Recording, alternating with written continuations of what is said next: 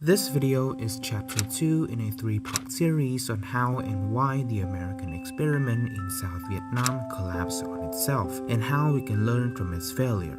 The link to the first part is in the description down below. This chapter is about the chaotic period of military rule from 1963 to 1967.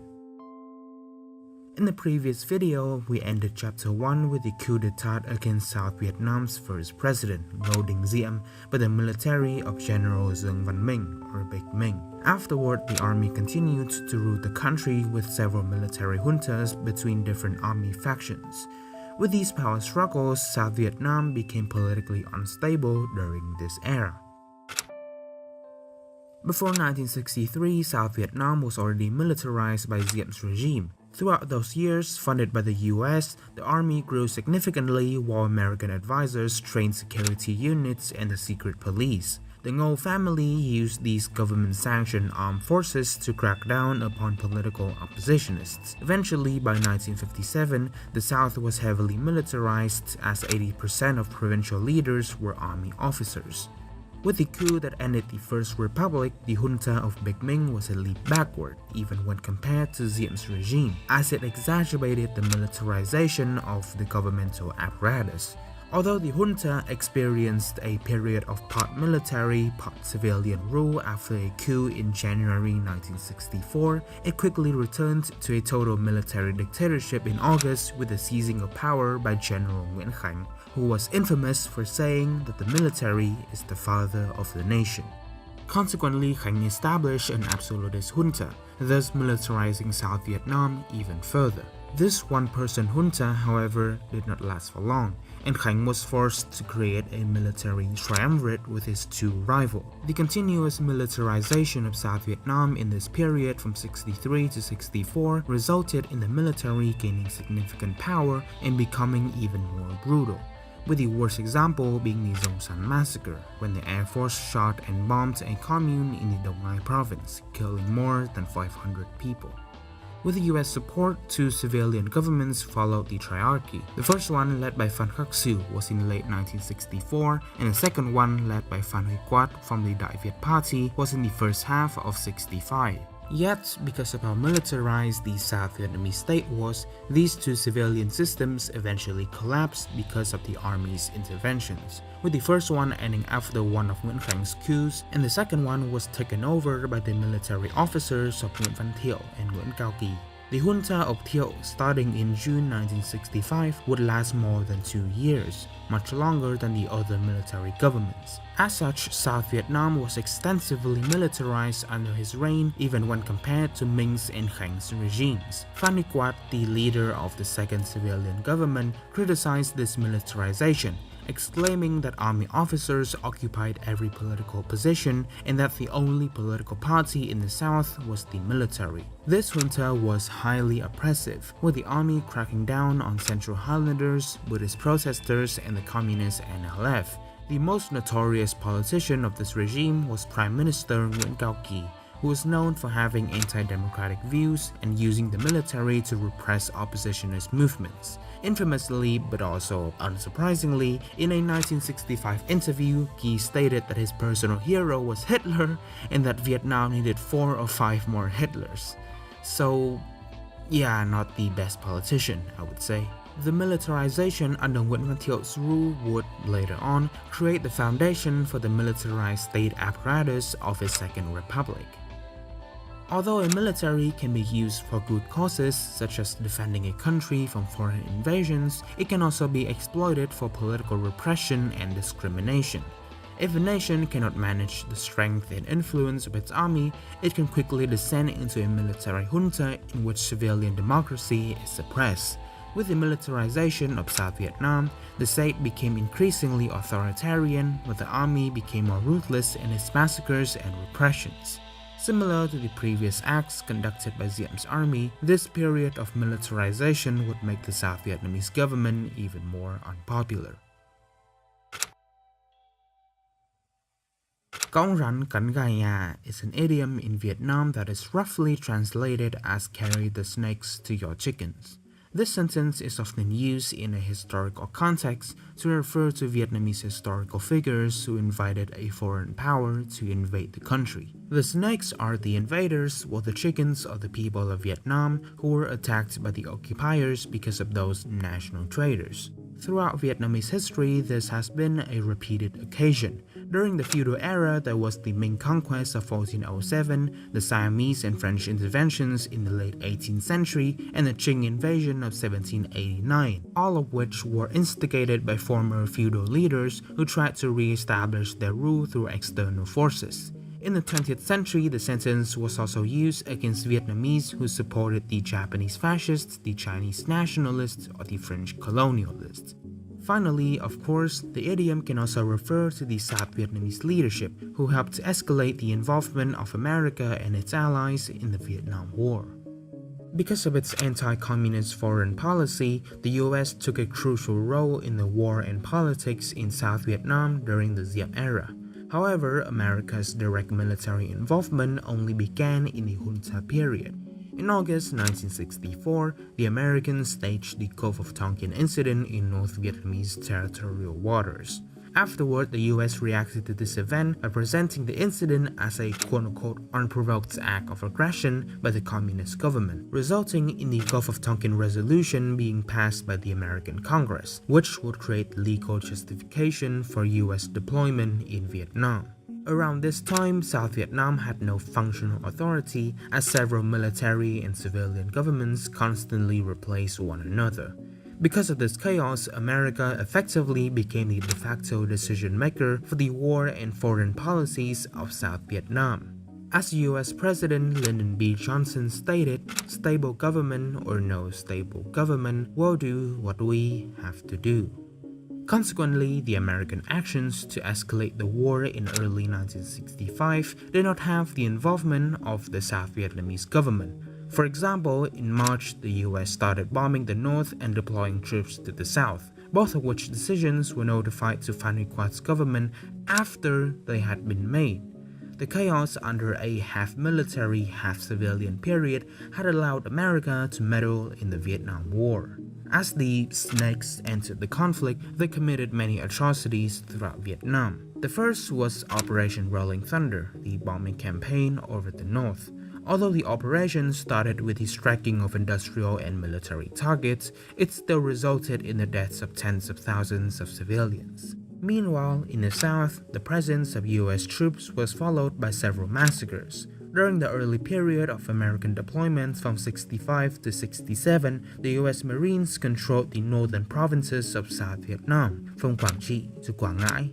In just a few years, the Americans would turn this region into a large-scale butchery as they murdered, tortured, and raped numerous hamlets throughout the area.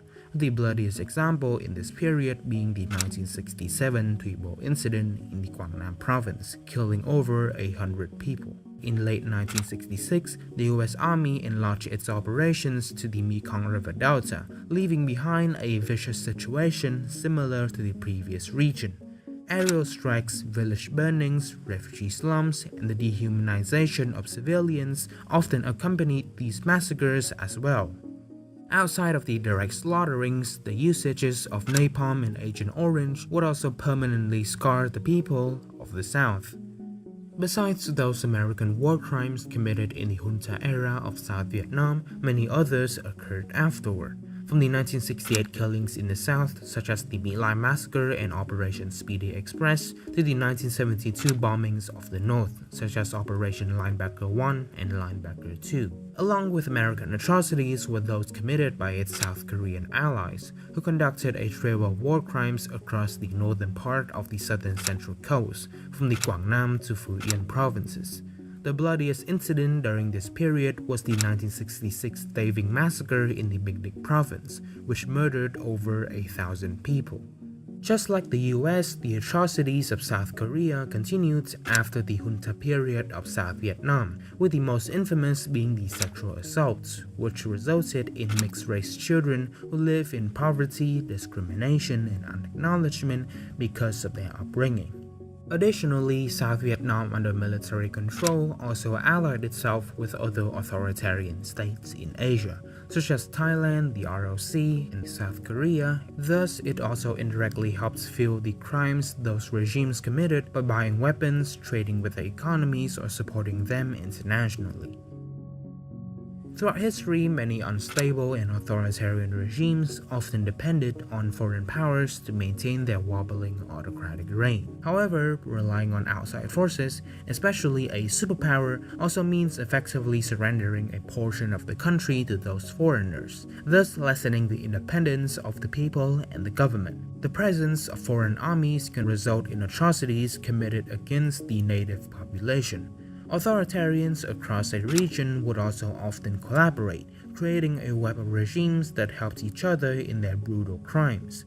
For South Vietnam, this dependency on the US and its allies resulted in an increasingly disaffected population who didn't want the country to become a bloody playground for the Americans and South Koreans, lowering the credibility of the South Vietnamese state. In section 2.1, as I talk about the militarization of South Vietnam, I briefly discuss the power struggle between different parts of the government and military. However, to better understand the absolute chaos of this period, we must dive deeper into the constant internal squabble of South Vietnam in the junta years.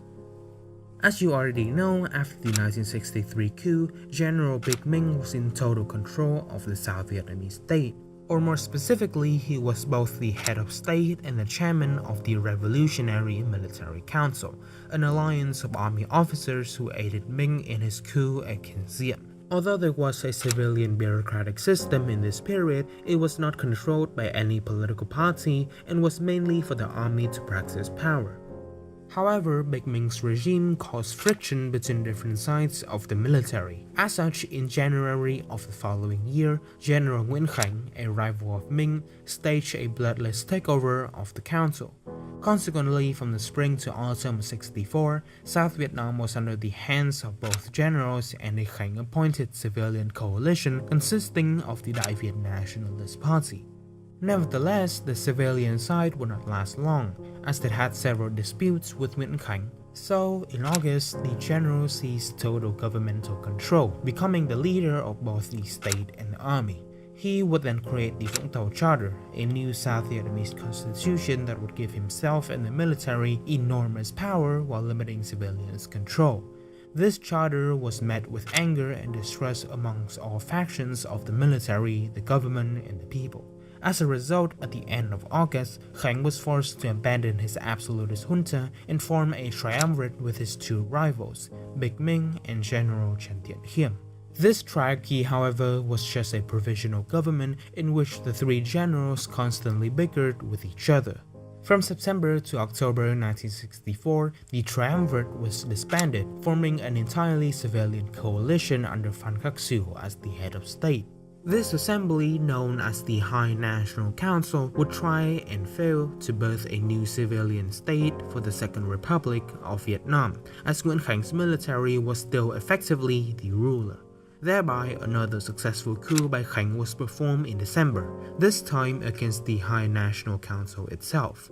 Subsequently, after 2 months of its existence, the first civilian government was thrown into disarray. Although Sưu was allowed to continue being the head of state, he had no power as General Nguyễn Khánh was still the de facto leader of South Vietnam. In February 1965, Khánh appointed Phan Huy Quát, a member of the Đại Việt Nationalist Party, to become the Prime Minister of South Vietnam.